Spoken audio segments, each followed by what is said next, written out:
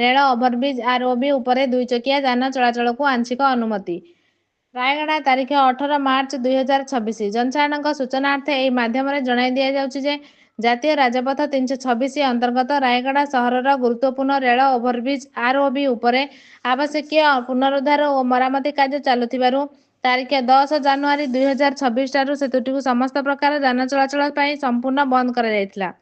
ଏହା ଫଳରେ ଜନସାଧାରଣ ଜନଜୀବନ ଓ ଯାତାୟାତ ବ୍ୟବସ୍ଥାରେ କିଛି ସମସ୍ୟା ସୃଷ୍ଟି ହୋଇଥିଲେ ମଧ୍ୟ ସୁରକ୍ଷାକୁ ପ୍ରାଥମିକତା ଦେଇ ଏହି ପଦକ୍ଷେପ ଗ୍ରହଣ କରାଯାଇଥିଲା। ବର୍ତ୍ତମାନ ପୁନରୁଦ୍ଧାର କାର୍ଯ୍ୟର ଆଂଶିକ ସମାପ୍ତି ଓ ପରିସ୍ଥିତିର ସୁଧାର ହେବା ପରେ ଜିଲ୍ଲା ପ୍ରଶାସନ ଦ୍ୱାରା ଜନସାଧାରଣଙ୍କୁ ସୁବିଧାକୁ ଦୃଷ୍ଟିରେ ରଖି ଏକ ଆଂଶିକ ରାହତ ଦିଆଯାଇଛି।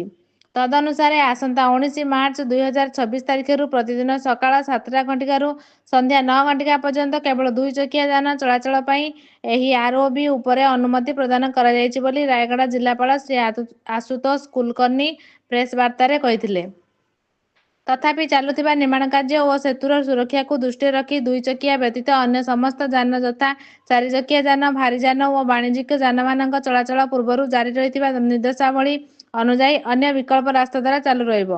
ଜିଲ୍ଲାପାଳ ଏହା ମଧ୍ୟ ସ୍ପଷ୍ଟ କରିଛନ୍ତି ଯେ ସେତୁ ଉପରେ ଯାତାୟାତ ସମୟରେ ସମସ୍ତ ଯାନ ଚାଳକ ଗତିସୀମା ପାଳନ କରିବେ, ହେଲମେଟ୍ ପରିଧାନ କରିବେ ଓ ଟ୍ରାଫିକ୍ ନିୟମକୁ କଡ଼ାକଡ଼ି ମାନିବେ।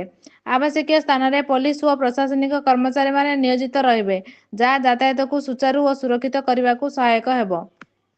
ସେହିପରି ଜନସାଧାରଣଙ୍କୁ ଅନୁରୋଧ ଯେ ଏହି ଅସ୍ଥାୟୀ ବ୍ୟବସ୍ଥାକୁ ସହଯୋଗ କରିବେ ଓ ନିଜ ସୁରକ୍ଷା ସହିତ ଅନ୍ୟମାନଙ୍କ ସୁରକ୍ଷା ପ୍ରତି ସଚେତନ ରହିବେ। ପ୍ରଶାସନ ପକ୍ଷରୁ ଆଶା କରାଯାଉଛି ଯେ ସମସ୍ତଙ୍କ ସହଯୋଗରେ ଏହି ପୁନରୁଦ୍ଧାର କାର୍ଯ୍ୟ ସମୟୋପଯୋଗୀ ଭାବେ ସମାପ୍ତ ହେବ ଓ ଶୀଘ୍ର ଭବିଷ୍ୟତରେ ସମ୍ପୂର୍ଣ୍ଣ ଯାତାୟାତ ପୁନରୁଦ୍ଧାର କରାଯିବ।